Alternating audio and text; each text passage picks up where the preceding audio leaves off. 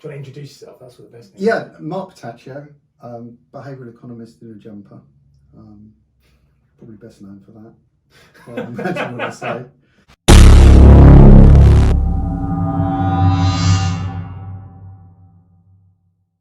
Does behavioural economics fit into psychology? Is it anything to do with it? Because people get it all confused.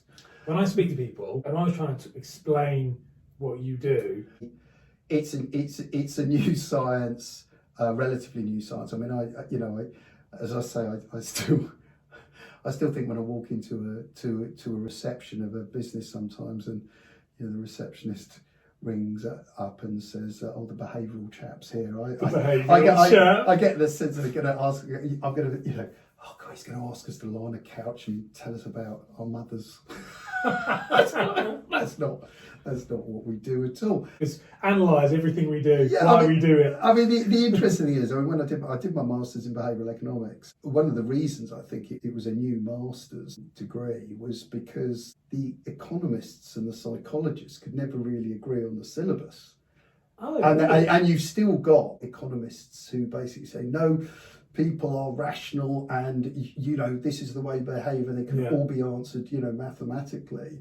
And you've got the psychologist that says, that's how people should behave, but it isn't how they're actually behaving. And it's taken a while really to amalgamate the two to come out with this subject, which is a mixture of economics and psychology. But it really is about our behaviours when it comes to utility, how we maximise financial utility or, the amount of time you've got. It can be your status. It's how you're behaving to maximise those things. The belief in the past has always been that we're rational agents, that we sit down and we rationally calculate what's best for us, and all the evidence suggests that just simply isn't the case. So why did you become a behavioural economist? I had a previous career in financial services. Yes. I've ran an IFA business, financial services business, and I've been on the board of quite a large network. We looked after 600 advisors. I've been an investment director, so I'm IMC qualified as well, and I've also headed up distribution for a discretionary fund manager. So throughout all those areas, it's always been the fascination about why people make the decisions that they do. Understanding that is very interesting. If you're in financial services, you're encouraging people to part with resources that they currently own for their future betterment, which is a very rational thing to do. But actually, we're not wired to do it. If I offered you the choice of £100 now or £110 in a month, I know what I'm going to say when I say £100 because I would. £100. So if I said I'd give you a 10% return on your money in a month, would you take it? Guaranteed. If you said it that way? Yeah, of course you would. We've just given it up. Which is ridiculous. You've just given that up. You would. Of course. So if I said to you, would you take £100 in a year, or £110 in a year and a month? What would you say? I would say £110 in a year and a month. You wait the extra, Yeah, because it wouldn't. You just wait, wouldn't you? Right. So why haven't you waited now? You're not rationally thinking, I guess. So there's still a month between I've offered you £100 now or £110 in a month. You said I'd have the £100 now. There's a month between those two events.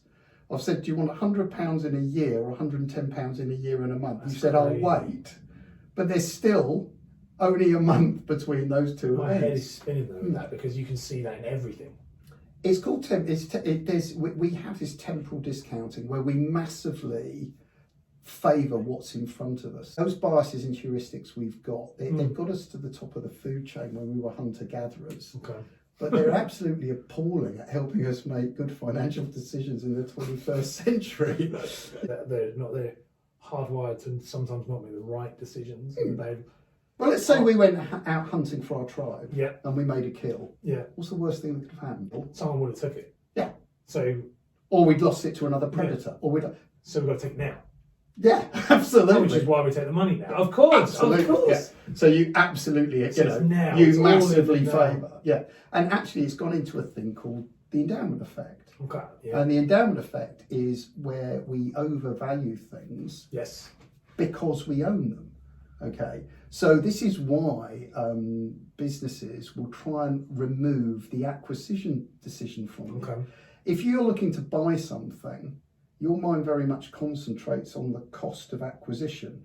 Yeah. If you look to give something up, your mind concentrates on the benefits that you're going to lose. Okay, which is why you get 3 months free gym membership, or Apple Music, or a car dealership will lend you a car for a weekend. So it gives you it for the week, and then you feel that you own it now.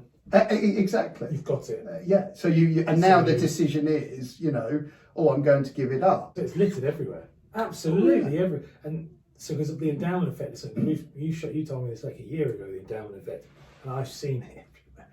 And one of the things I've noticed is savings accounts. In a building society, and I was sat there and I was going to get my money out, and an old lady was in front of me, and the woman at the cashier was saying, "We've got a better interest rate for you, we'll swap it for you now, it'll take 5 minutes." And she kept going, "Oh no, I'm happy with what I've got.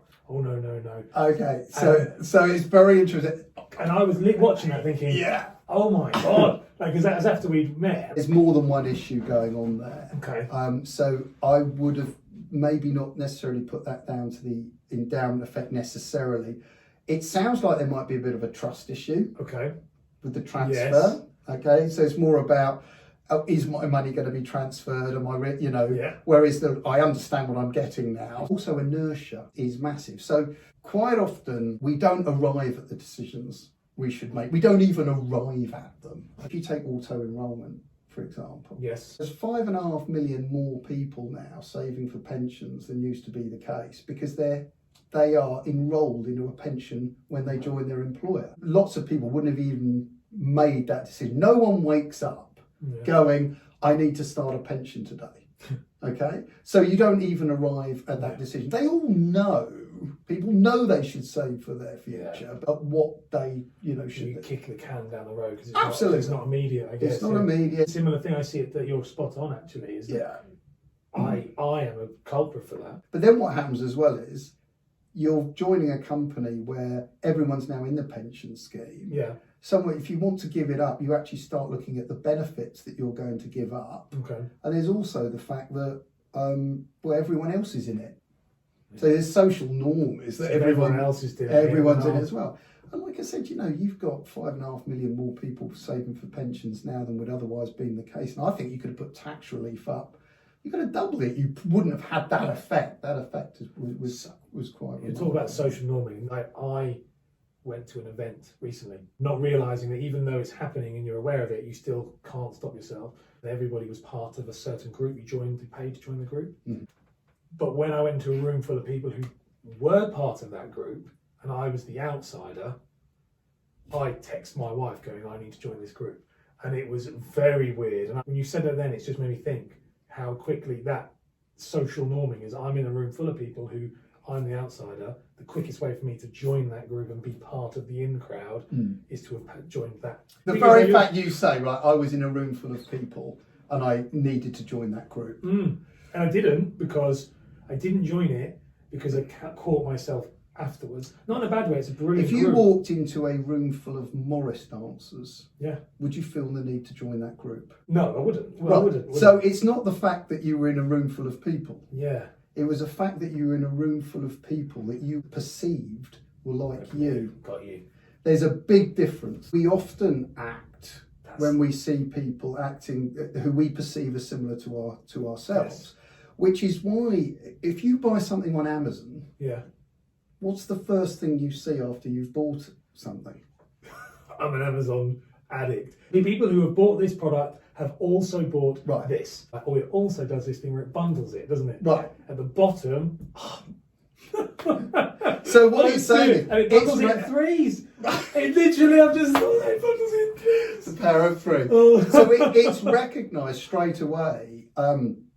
It's not even saying people who bought books bought this. It's people who bought this. So people like you, who are interested in saying also bought this. Okay. So social norming is incredibly powerful. This is why I'm very cynical about any form of rating system. You know, I was looking the other day with buying some gardening, and I sometimes just go round the website just to look at things. And there was this Cheryl from Oswestry, absolutely adamant that the Spear and Jackson trowel was the best piece of gardening equipment she's ever bought. You're sitting there going, who's she? Do I know anything about this woman? Do I even know if she's a gardener? Why would I trust her opinion? But we do. Unbelievably, we do. Because as me say, the social media, I'm very in social media, launched my business recently, and the whole thing that's been bugging me is no reviews. Because nobody else. Yet, because I know, and exactly this blows my mind, that as a generation, my generation, we look at what other people have done. The first thing you do when you buy a product is look at the reviews. You just bought a Dyson. People who are reviewing it are people who love Dysons. Right.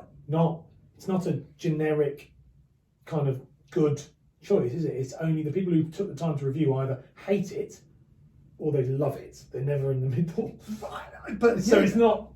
But you know, like I said, I don't know what kind of house they live in, what kind of. And that has all of them. That makes a huge difference, doesn't it? Yeah, of course it does. That's ridiculous. Yeah. Because it is. Because I would think that So when we're talking about testimonials, I think it's really funny when you see a website, it's got a testimonial and it will go, you know, I thought Ash was a really good bloke and he was ever so polite and I love to deal with him. You know, Mrs. K from Saffron Walden. Yeah.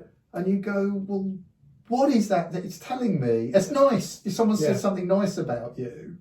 What it hasn't said is, my name's Mark. I was buying my first house. I was really confused about the options that were available to me. When I spoke to Ash, he was able to explain my options in a way that I understood, and he therefore helped me make an informed decision. I would recommend Ash's services to any first-time buyer who was in a similar position to me. So that's a testimonial. Not he's a great guy. He's a great bloke. And then, I'm a great bloke. Put Mr. K from Saffron Walden. It's too much as well. Do you know? Because I remember speaking to you about reviews. Because when I met you, I was just starting my social media kind of thing, and it's changed the way I've seen it definitely. Because I was all about as much as you can possibly get as many reviews as possible. And I remember you saying it's better to have less reviews, more quality. It's all about talking to people. You see these FIFOs, and they're like 10,000. FIFO reviews, and I think I can never look through that. Yeah, but then in a weird way, for me as a consumer, again, you automatically go, well, if 10,000 people think it's good, it might not be. And I bought so many. 100,000 lemmings can't be wrong. Jump off a cliff. Jump off. That's the video game I used to play all the time. That was my dad. You know, there are ways of asking for reviews that could really help you and also, you know, could benefit your business, but also that are genuine. A car service recently, the dealership were on to me straight away about the fact we're going to send you a review. Went for an MRI scan yesterday. Yeah, they already. All right, all they want to know, right, could you please fill out this thing because it's going to tell me how good, you know. Yeah. And I'm thinking, well, what's it saying? Were we nice and polite? Compared to who? So good. So true. Compared to, I mean, it's like, you know, when you go through the airport and you've got smiley faces or sad press the button. Yeah. Were our toilets clean today? Compared to whose toilets? Yeah. Were they satisfactory? Well, yeah. What's the level of stuff? I've never thought of that before. You're spot on, because actually everyone would have a different measure of what is good. Exactly. You know, I'm the most untidy person in the world, yet Freddie is like the clean and like cares. So her idea of mess. Yeah. My idea of mess. So I give someone a smiley face for a mess. I'm like, yeah, fine. There's no trousers on the floor. So when I go into a lot of businesses and they say, you know, oh yeah, we need to do some client reviews. We want to do client feedback. Yeah. So we think it's sending a questionnaire. Can you help us design the questionnaire? I said, well, what do you want it to say? Well, what do you mean? What do you want to say? I said, do you want people to say nice things about you, or do you want the truth? Yeah. Well, it's the same, isn't it? No. Yeah, I guess you can. It's how you frame the questions, isn't it? You know, but you can choose to be fully informed about everything if you wanted to be. Okay. It takes an awful lot of effort. And anything that requires effort is. well, actually, you're wired to avoid the effort. So we're wired to be lazy. We are cognitively lazy, and this is why, in the advisory space, it's so important to keep in touch with clients, because it might disappoint advisors in any profession to know that your clients don't read all that stuff that they send you. They're wired to actually take the shortcut, which is to have a conversation. We'll give you an example. The Bournemouth Tourist Board really were very upset with Meteo last year because they felt they lost a lot of revenue from day trippers on a bank holiday. So let's say you were going to go to Bournemouth and you wanted to see what the weather was. Yeah. You would do what? I'd check my phone. Yeah. You look at a date, you look at the icon. Yeah, I would say it's raining. If it's got a raindrop on it. What time's it going to rain?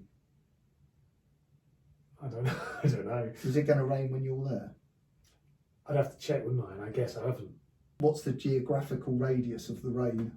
As I understand with this story, the guidelines by which these icons are created meant that a raindrop went onto Bournemouth's weather for that day, but it wasn't going to rain till most people had left Bournemouth. And it was incredibly sunny and everyone would have a nice day. But because of that. And it's a real issue because they reckon they lost huge amounts of revenue because people said, oh, it's going to rain, we won't bother to go to the seaside. And I would do that. 100%, like I know I would. Yeah, that's the worst. Because we're cognitively wired to get our information in a way that we find acceptable in the easiest possible way. And apps and icons are becoming a huge part of that. With emails and stuff, people don't read. I notice that all the time. I've noticed that where people don't. They read my emails. You're an important man. No, it's because we write them perfectly in a way. You know how to do it. Yeah. I remember knowing someone who said he reads the beginning and the end, and if they're good, then he reads the middle. Yeah. And if you send someone an email and you tell them how long it's going to take them to read, they can have a judgment on when they want to read and if they should read. And if things are done in bullet points, there's far more chance that the message is going to get across. I like text. I'm a very text-driven person. So I like to text or WhatsApp people because it's short. It's short, it's direct, and it goes to the point. I find emails very drab. They're very long. I just want to read it. So that must be a behavioural economics thing. But you can have short emails and long texts. I will read short emails, and I won't read a long text. That's the same thing. So it doesn't matter if it's an email or a text. If you send me a long text, and that must be it. It's the hard one to be. It's like that, isn't it? Yeah. If you send me a long text, I will say, give me a call. Right. So in both cases, you're avoiding the cognitive work, which is crazy. Which is nothing to do with the way it's come. It's not the way. Yeah. It's just that. I guess it's just that socially people would think that that's more acceptable to do a small text than a small email. But I might just do small emails from now on. Or what's socially acceptable? That's what do you want? A whole chapter on that? You could do. I think the problem with talking to you is every single thing goes deeper and deeper. It's like Alice going down the that's right. I'm an advisor for younger, more digital-based people. What you've said is that people want things more punchier, quicker. In fact, it's really strange. I understand that, but I think the wrong stuff in that. I think the role of a good advisor as well is to say, well, hang on a minute, this requires a little bit of deep thought. This is a big decision, and I don't think there's anything wrong with that because, like I said, if you can avoid it, you will. Yeah. But if someone's saying no, this is a decision that you needs careful consideration, then it's right that we are different ages. Just about. I'm a man of a certain age. But what it is that we'd have different. I remember we were talking about this, that we would probably have a different approach onto our thoughts on social media. Oh, a different approach. I tell you, this came home to me last year. Kimmy would have been 13. My oldest daughter Kate would have been 23. Okay. And I think I'd spoken to you about social media and also about the different ways social media is being used. And I just had some questions for them, and I went and spoke to them about it. And my older daughter said, "Just Dad, you're talking to me and Kim as if we're the same. It's highly different. And I was just thinking, well, you're the next generation, but in terms of social media No, use, they're not. and then I really, now that is my ignorance. Yeah, no, but that Yeah. is something that Their is brand new. experiences in just less than 10 years It's of scary. what they use, of what's cool, of what's acceptable, Oh, yeah. they are generationally different in just that. It's funny short you said period that, of because time. that's really, really apparent now. So I teach dance I'm a dance teacher as a secondary kind of job, and more like a passion job really. And I teach in schools. I teach in primary schools, and I'm noticing now there's the software. Luckily, because I keep up to date with what goes on, but kids are not on Facebook. They don't use the same. And that is a social thing, where they're not interested in Facebook. They're interested in TikTok. They're interested in a very different demographic. And that's crazy how quickly that's evolved. There's a lot, and where it could go as well. Next 10 years, it's a bit of a wild west as to where it could go, because you've got to, and that's the one thing I say to anybody I'm talking about social media, which is not behavioural economists, but anyone we've spoken about before, is you have to make sure if you want to try and talk to your audience, you need to make sure you talk across all the platforms, because everybody is very different. So how you said earlier about the grouping, that if people like you, somebody who uses Facebook compared to someone who uses TikTok, very different. Yeah. And so if you are appealing to each audience, and you want to appeal to each audience, you must, and this is, I guess, would be a behavioural economics thing in this way, is that you must make sure that your content, your message is relevant for them to not just bypass it and not be interested. Yeah, absolutely. My involvement with University of London is interesting, and knowing a couple of PhD students as well, and really are experts in social media. The way it works and how the way it works, the actual. There's some really concerning trends. They can predict things from behavioural trends. Because it blows me away with that. Like how. Yeah. So there's a big thing about social. This is where behavioural economics, I can imagine, will come into this, because social media is quite a dangerous tool. Incredible what it can do. It's also very dangerous what it can do. It knows you better than you know you. What it actually is that they've got so many data points on you and watch and monitor your behaviour. Use data to statistically predict what it is we're going to do next. Negative correlation between the digital life, the social media life people portray they're having, and their actual life.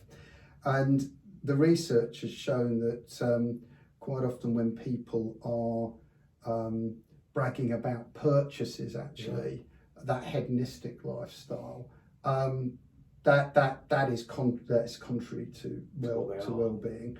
Funnily enough, about experiences, it's slightly different. There's more sort of positive connection with that. But the issue with this sort of purchases and people, if you bought a new car, let's say 10 years ago, the experience of having that as a new car would probably last about a year. Because it would take about a year for everybody that you knew to see you in your new car. Well, now everybody knows you bought a new car, so the impact of it, is instant, and therefore it disappears very quickly. Now it's having an issue as well with throwaway society, because people want to be seen in new clothes. They don't care about the quality of the clothes. They care about how it looks in the photos. Doing with Primark, I guess. Right. So what you're actually doing, instead of people buying quality and holding on to it for years, there is this. I need to be seen in a new shirt, in a new pair of jeans, in a new jumper.